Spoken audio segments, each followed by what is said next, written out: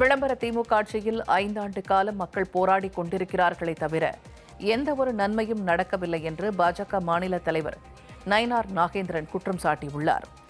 நீலகிரி மாவட்டம் உதகையில் தமிழகம் தலைநிமிர தமிழனின் பிரச்சார பயணம் என்ற பெயரில் அவர் பிரச்சார பயணம் மேற்கொண்டார்.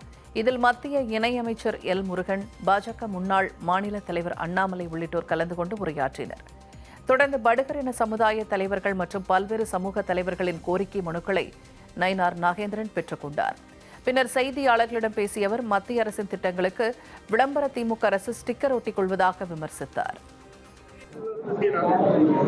மத்திய அரசுடைய திட்டங்கள் எல்லா திட்டங்களுமே ஆயுஷ்மான் பாரத் திட்டமாக இருந்தாலும் சரி, வீடு கொடுக்கிற திட்டமாக இருந்தாலும் சரி, விவசாயிகளுக்கு கொடுக்கிற நிதிகளாக இருந்தாலும் சரி, எல்லாமே 60% மத்திய அரசு கொடுக்கக்கூடிய பணம். மாநில அரசு தாங்களே கொடுக்கறது மாதிரி ஸ்டிக்கர் ஒட்டிட்டு இருக்கு. கிருஷ்ணகிரி மாவட்டம் போச்சம்பள்ளி அருகே தாசில்தார் உள்ளிட்ட அரசு அதிகாரிகள் மீது ஜேசிபியை ஏற்றி கொல்ல முயன்ற சம்பவத்தில் மணல் கடத்தல் கும்பலை சேர்ந்த 2 பேர் கைது செய்யப்பட்டுள்ளனர். போச்சம்பள்ளி அடுத்த ஆனந்தூர் ஏரியில் நடைபெற்ற மணல் கடத்தலை ஊத்தங்கரை தாசில்தார் ராஜலட்சுமி தலைமையிலான வருவாய்த்துறை அதிகாரிகள் தடுக்கச் சென்றுள்ளனர். அப்போது மணல் கடத்தலில் ஈடுபட்ட கும்பல் அரசு அதிகாரிகள் மீது ஜேசிபியை ஏற்றி கொல்ல முயற்சித்துவிட்டு தப்பி ஓடினர். இந்த சம்பவத்தை தொடர்ந்து தலைமறைவாக இருந்த ஜேசிபி உரிமையாளர் சுரேஷ் மற்றும் டிப்பர் லாரி ஓட்டுநர் தங்கபாலு ஆகியோரை தனிப்படை காவல்துறையினர் கைது செய்தனர். அரசு அதிகாரிகளை கொல்ல முயன்றது, கனிம வள திருட்டு உள்ளிட்ட 5 பிரிவுகளின் கீழ் வழக்கு பதிவு செய்த காவல்துறையினர் இருவரையும் சிறையில் அடைத்தனர். விருதுநகரில் ரயிலில் கடத்தி வரப்பட்ட கஞ்சா மற்றும் புகையிலை பொருட்களை காவல்துறையினர் பறிமுதல் செய்தனர். கஞ்சா கடத்தி வருவதாக காவல்துறையினருக்கு கிடைத்த ரகசிய தகவலின்படி விருதுநகர் ரயில் நிலையத்தில் குருவாயூர் செல்லும் ரயிலில் சோதனை செய்தனர். அப்போது பொதுப்பெட்டியில் கேட்பாரற்று இருந்த பையை சோதனை செய்தபோது சுமார் 11 கிலோ கஞ்சா இருப்பது தெரியவந்தது. இதேபோல் பெங்களூருவில் இருந்து நாகர்கோயில் செல்லும் மற்றொரு ரயிலில் கேட்பாரற்று கிடந்த 3 பைகளில் சுமார் 24 கிலோ தடை செய்யப்பட்ட புகையிலை பொருட்களை ரயில்வே காவல்துறையினர் பறிமுதல் செய்தனர். தூத்துக்குடியில் மாணவிகள் மீது கார் மோதிய சம்பவத்தில் 4 நாள்களாகியும் எந்த நடவடிக்கையும் எடுக்கப்படவில்லை என காவல்துறை மீது குற்றச்சாட்டு எழுந்துள்ளது. தூத்துக்குடியில் ரோஜ் பூங்காவுக்கு சென்றுவிட்டு வீடு திரும்பிய இனிகோ நகர் பகுதியைச் சேர்ந்த 4 மாணவிகள் மீது கார் மோதி விபத்தை ஏற்படுத்திவிட்டு நிற்காமல் சென்றுள்ளது. கடந்த 25ஆம் தேதி நடைபெற்ற இந்த சம்பவத்தில் படுகாயமடைந்த 3 மாணவிகளும் மருத்துவமனையில் சிகிச்சை பெற்று வருகின்றனர். ஆனால் விபத்தை ஏற்படுத்திய கார் தூத்துக்குடியை சேர்ந்த முக்கிய பிரமுகர் ஒருவருக்கு சொந்தமானது என்று கூறப்படும் நிலையில் சம்பவம் நடந்து 4 நாட்களாகியும் இதுவரை யாரையும் கைது செய்யாதது பொதுமக்களிடையே கொந்தளிப்பை ஏற்படுத்தியுள்ளது. விபத்துக்கு காரணமானவர்களை உடனடியாக கைது செய்ய பாதிக்கப்பட்ட மாணவிகள் தரப்பில் கோரிக்கை விடுக்கப்பட்டுள்ளது. ஆமாம், இந்த சைடு அடிக்கடி ரொம்ப இப்படி ஆக்சிடென்ட் நடக்கு. அதுக்கு ஏதாவது இது பண்ணால் நல்லாயிருக்கும். பைக் ரைஸ் அப்படி நிறைய நடக்குங்கிட்டு. அங்கிட்ட தண்ணி அடிச்சுட்டு ரொம்ப வாராங்க. அப்புறம் அங்கிட்ட கொஞ்சம் லைட்டு போட்டால் எங்களுக்கு கொஞ்சம் நல்லாயிருக்கும். ஏற்றி போட்டு போன காருக்காரங்க என்னன்னு கூட பார்க்கல. எங்கள் பிள்ளைய 4 பிள்ளைகளையும் அப்படியே போட்டுட்டு போன வந்த பீச்சுக்கு வந்த ஆட்களாக்கும் பிள்ளைய பார்த்து எங்களுக்கு ஃபோன் அடித்து நாங்கள் இங்கேருந்து உறவினர்கள் பூரா போய் பிள்ளைய நாங்கள் மீட்டு ஆஸ்பத்திரிக்கு நாங்கள் கொண்டு போயிருக்கோம். இது போக இங்கே குடிச்சிட்டு நிறைய பேர் வண்டி ஓட்டுறாங்க. என்ன நடந்தாலும் யாருக்கும் தெரியாது. ஒரு தெருவிளக்கு போட்டிருந்தாலும் அதை அவங்க பண்ண தான் செய்கிறாங்க ஒழுங்காக. இந்த குடிபோதையில் வர்றவங்க அந்த லைட்டையெல்லாம் உடச்சி விட்டுட்டு லைட் எரியாத அளவுக்கு அவங்க அட்டுழியம் பண்ணுறதுக்காக அதையெல்லாம் பண்ணுறாங்க. கடலூர் மாவட்டம் சிதம்பரத்தில் போலி நகைகளை அடமானம் வைத்து பண மோசடி செய்த 2 பேரை காவல்துறையினர் கைது செய்துள்ளனர். சிதம்பரத்தில் உள்ள தனியார் அடகு கடை ஒன்றில் மயிலாடுதுறை மாவட்டத்தைச் சேர்ந்த செல்வமணி, ராஜேந்திரன் ஆகியோர் தங்க நகைகளை அடமானம் வைத்து 1,90,000 பணத்தை பெற்றுள்ளனர். அடகு கடை உரிமையாளர் அவற்றை சோதித்த போது தங்க முலாம் பூசி ஏமாற்றியது தெரியவந்தது. அதனைத் தொடர்ந்து அளிக்கப்பட்ட புகாரின் பேரில் சிசிடிவி காட்சிகளை ஆய்வு செய்த தனிப்படை காவலர்கள் செல்வமணி, ராஜேந்திரனை கைது செய்து சிறையில் அடைத்தனர். இவர்கள் இருவரும் பல அடகு கடைகளில் இதுபோன்று கைவரிசை காண்பித்துள்ளதும் விசாரணையில் தெரியவந்துள்ளது. மகர விளக்கு பூஜையை ஒட்டி சபரிமலை ஐயப்பன் கோயில் நடை நாளை மீண்டும் திறக்கப்படுகிறது.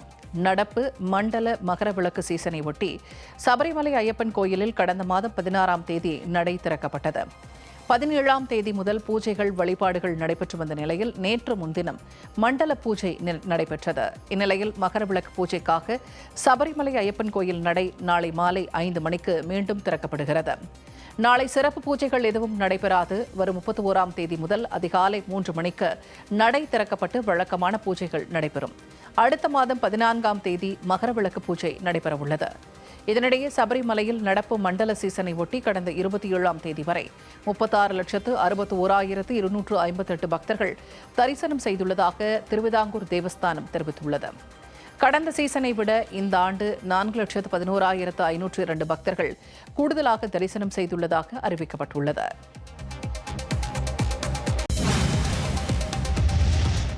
புதுச்சேரியில் புத்தாண்டு கொண்டாட்டத்திற்காக ஏராளமான சுற்றுலா பயணிகள் குவிந்துள்ள நிலையில் நகரம் முழுவதும் மின்னொளியில் ஜொலிக்கிறது.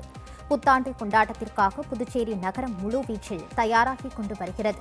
ஒயிட் டவுன், காமராஜ் சாலை, அண்ணா சாலையில் உள்ள தங்கும் விடுதிகள் மற்றும் சுற்றுலா தலங்களில் மின் விளக்குகளால் அலங்காரம் செய்யப்பட்டுள்ளதால் இரவில் வீதிகள் மின்னொளியில் ஜொலிப்பதை ரம்யமாக இருக்கிறது. கடந்த ஆண்டு புத்தாண்டு கொண்டாட்டத்திற்காக 4 லட்சம் மக்கள் கூடிய நிலையில் இந்த ஆண்டு 5 லட்சம் மக்கள் திரளாம் என எதிர்பார்க்கப்படுவதால் பாதுகாப்பு பணிகள் முடுக்கிவிடப்பட்டுள்ளது. மேலும் கடற்கரை சாலையில் புத்தாண்டு கொண்டாட்டத்தின் போது கடலில் இறங்குவதை தடுக்க தடுப்பு கட்டைகள் அமைக்கப்பட்டிருக்கிறது.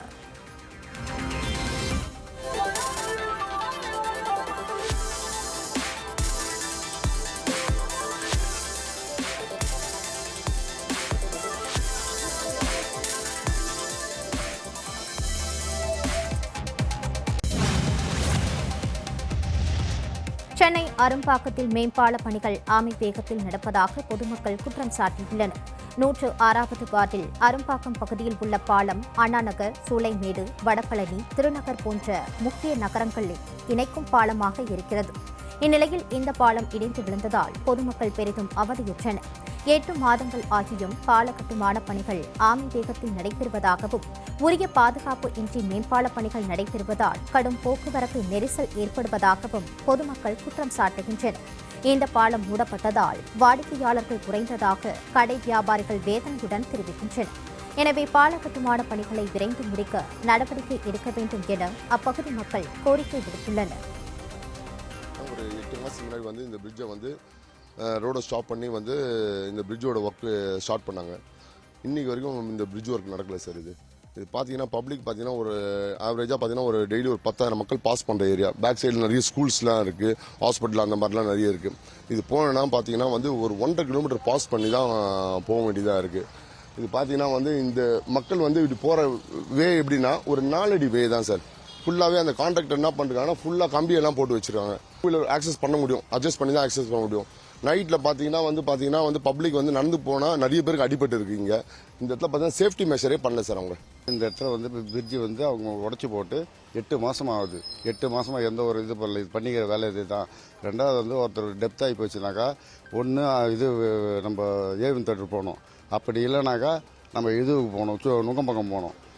எங்களுக்கு அரும்பக்கம் தான் ஈஸி. அந்த இது எடுத்து போகிற வண்டி கூட வர முடியல. அந்த மாதிரியான இதுதான் இருக்குது. குழந்தைங்களாம் இது பண்ணுறதுல ரொம்ப கஷ்டமாக இருக்குது. கம்பியெல்லாம் ரோட்லேயே போட்டு நான் 2-3 வாட்டி கம்பியில் குத்தி நான் ராத்திரியில் போக சொல்ல வீட்டுக்கு. அதாவது ஆக்சுவலாக சீக்கிரமாக என்ன பண்ணணுமோ அதை கொஞ்சம் பண்ண சொல்லுங்கள். இந்த பிரிட்ஜு 8 மாதத்தில் முடிப்பேன்னு சொன்னாங்க சார். மே மாதம் ஸ்டார்ட் பண்ணாங்க. 8 மாதத்தில் முடிச்சிடுன்னு சொன்னாங்க. ஆனால் வேலை நிறுத்திய 3 மாதம் ஆகுது. 3 மாதமே எந்த வேலையுமே நடக்கலை. பயங்கரமாக பாதிப்பு இருக்குது. இப்போ ஒரு அவசரத்துக்கு போகணும் வரணுன்னாலும் இந்த சந்து வழியாக தான் போகணும், ஒரு எமர்ஜென்சி அந்த மாதிரி. இப்போ இங்கே இருக்கிறவங்க பார்த்தீங்கன்னாக்கா அந்த சைட்லலாம் டெத் ஆகி போச்சுன்னா அவங்க அரும்பாக்கத்துக்கு கொண்டு போகணுன்னாக்கா அவங்க ஒரு 4 கிலோமீட்டர் சுற்றிட்டு போகிற மாதிரி இருக்குது. இது பெரிய இஷ்யூவாக இருக்குது. இதுக்கு கவர்மெண்ட் ஏதாவது ஸ்டெப் எடுத்து டக்குன்னு இந்த வேலையை முடிச்சு கொடுத்தாங்கன்னா எங்களுக்கு கொஞ்சம் நல்லாயிருக்கும். 9 மாதம் ஆச்சு இது இடித்து தட்டி. இது எல்லாம் பாதிப்பு ஜாஸ்தியாக போச்சு. மண்டபத்துக்கு வரவங்க எல்லாம் இந்த பிரிட்ஜை பார்க்குறாங்க. மண்டபம் புக்கிங் ஆக மாட்டேங்குது. இப்போ ஒரு மாதத்துக்கு 4 புக்கிங் ஆகிற மண்டபம் இப்போ ஜனவரி பிப்ரவரிக்கெல்லாம் இப்போ ஜனங்க பார்த்து தான் போகிறாங்க. இது சரியான நடவடிக்கை இல்லை. பார்த்து போகிறாங்க. என்ன பிரச்சனை ஏது பிரச்சனை ஒன்றுமே புரிய மாட்டேங்குது. இது சீக்கிரமாக முடிச்சுன்னா எல்லாருக்கும் பாதிப்பு. எங்கெங்கேருந்தோ வண்டி போகிறது, பசங்க போகிறது ரொம்ப கஷ்டமாக இருக்குது. இது எடுத்து நடவடிக்கை எடுத்து ஏதாவது பண்ணால் தான் கரெக்டாக இருக்கும்.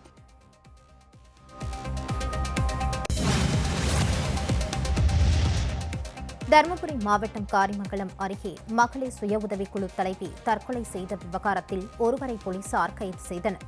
மகாலட்சுமி என்ற மகளிர் சுய உதவிக் குழுவின் தலைவரான கிரேசி இருந்து வந்த நிலையில் வங்கியில் 12 லட்சம் ரூபாய் கடன் வாங்கி உறுப்பினர்களுக்கு பிரித்து கொடுத்துள்ளார். அதில் 6 லட்சம் ரூபாய் வங்கியில் திரும்ப செலுத்திய நிலையில் மீதமிருந்த 6,55,000 ரூபாயை சங்கத்தின் NGO கோமதியிடம் வங்கியில் செலுத்துமாறு கொடுத்துள்ளார். ஆனால் அவர் செலுத்தாததால் சங்க உறுப்பினர்கள் கிரேசியிடம் வாக்குவாதத்தில் ஈடுபட்டதால் மனம் உடைந்த கிரேசி தற்கொலைக்கு முயன்று மருத்துவமனையில் அனுமதிக்கப்பட்ட நிலையில் சிகிச்சை பலனின்றி இழந்தார். இது தொடர்பான புகாரில் கோமதியை கைது செய்து போலீசார் விசாரணை மேற்கொண்டு வருகின்றனர்.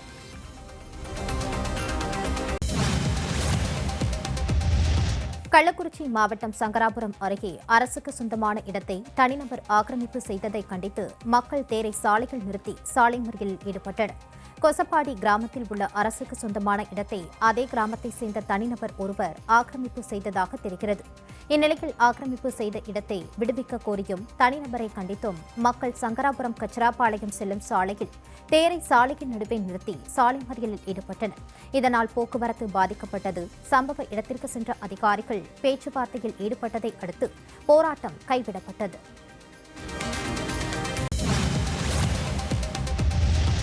உத்தரப்பிரதேசத்தில் வாக்காளர் பட்டியல் சிறப்பு தீவிர திருத்தத்தை தொடர்ந்து 2,89,00,000 வாக்காளர்களின் பெயர்கள் பட்டியலில் இருந்து நீக்கப்பட்டுள்ளதாக தகவல் வெளியாகியுள்ளது.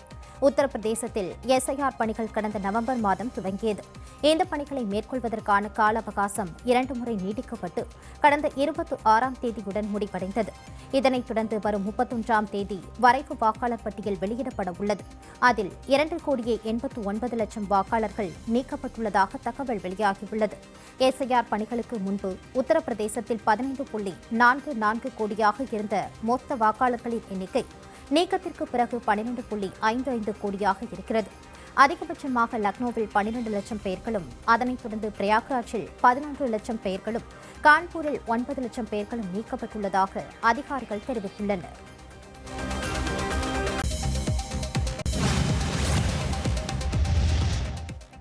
இலங்கை கடற்படையால் சிறைப்பிடித்து செல்லப்பட்ட 3 மீனவர்களை விடுவிக்க வலியுறுத்தி மண்டபம் மீனவர்கள் இன்று முதல் காலவரையற்ற வேலைநிறுத்தத்தை துவங்கியுள்ளனர். கடலுக்கு மீன்பிடிக்க செல்லும் தமிழக மீனவர்களை அவ்வப்போது எல்லை தாண்டியதாக கூறி இலங்கை கடற்படையினர் கைது செய்து சிறையில் அடைத்து வருகின்றனர். இந்நிலையில் கடலுக்கு மீன்பிடிக்க சென்ற மண்டபம் பகுதி மீனவர்கள் 3 பேர் மற்றும் ஒரு படகை இலங்கை கடற்படை நேற்று கைது செய்தது. மீனவர்கள் 3 பேரை கைது செய்து சிறையில் அடைத்திருப்பதை கண்டித்தும் அவர்களையும் படகையும் விடுவிக்க வலியுறுத்தியும் மண்டபம் அனைத்து விசைப்படகு மீனவர் சங்கம் சார்பில் இன்று முதல் காலவரையற்ற வேலை நிறுத்தம் அறிவிக்கப்பட்டுள்ளது. இதனால் விசைப்படகுகள் கடலுக்கு செல்லாமல் கரையிலேயே நிறுத்தி வைக்கப்பட்டிருக்கிறது.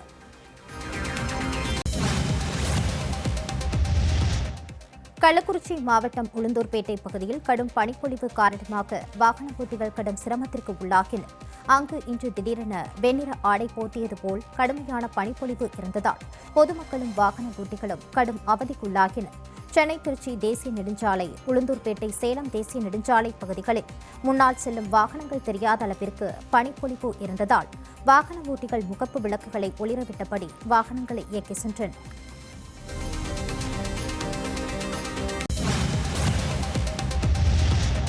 தெற்கு ஆசிய இந்திய உடற்கட்டமைப்பு சங்கம் சார்பில் மாநில அளவிலான உடற்கட்டமைப்பு போட்டி நடத்தப்பட்டது. சென்னை புரசவாக்கத்தில் உள்ள மண்டபத்தில் ஸ்ரீ கிளாசிக் 2025 என்ற தலைப்பில் மாநில அளவிலான உடற்கட்டமைப்பு போட்டி நடைபெற்றது. இதில் ஆண்கள், பெண்கள் என மொத்தம் 100க்கும் மேற்பட்டோர் கலந்து கொண்டனர்.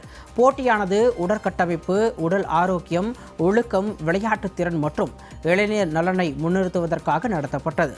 இறுதியாக போட்டியில் வெற்றி பெற்ற வீரர்களுக்கு பதக்கங்களும், சான்றிதழ்கள் மற்றும் சிறப்பு பரிசுகளும் வழங்கப்பட்டன.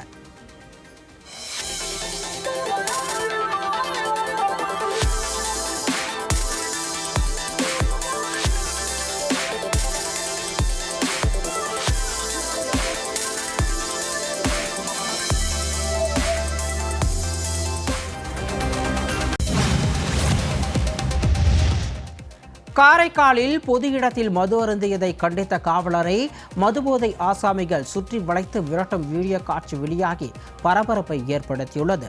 மதகடி பகுதியில் குடியிருப்பு மற்றும் பொதுமக்கள் நடமாடும் இடத்தில் சிலர் மது அருந்திவிட்டு ரகளையில் ஈடுபட்டுள்ளனர். அப்போது அங்கு ரோந்து பணிக்கு சென்ற காவலர் ஜெயக்குமார் அவர்களை கண்டித்ததுடன் அவர்களது இருசக்கர வாகனத்தை எடுத்து வர முயன்றுள்ளார். உடனே மதுபோதை ஆசாமிகள் ஜெயக்குமாரை சுற்றி வளைத்து கடும் வாக்குவாதத்தில் ஈடுபட்டனர். மேலும் அவரை மிரட்டி ரகளையில் ஈடுபட்டனர். இந்த வீடியோ காட்சி தற்பொழுது வெளியாகியுள்ளது.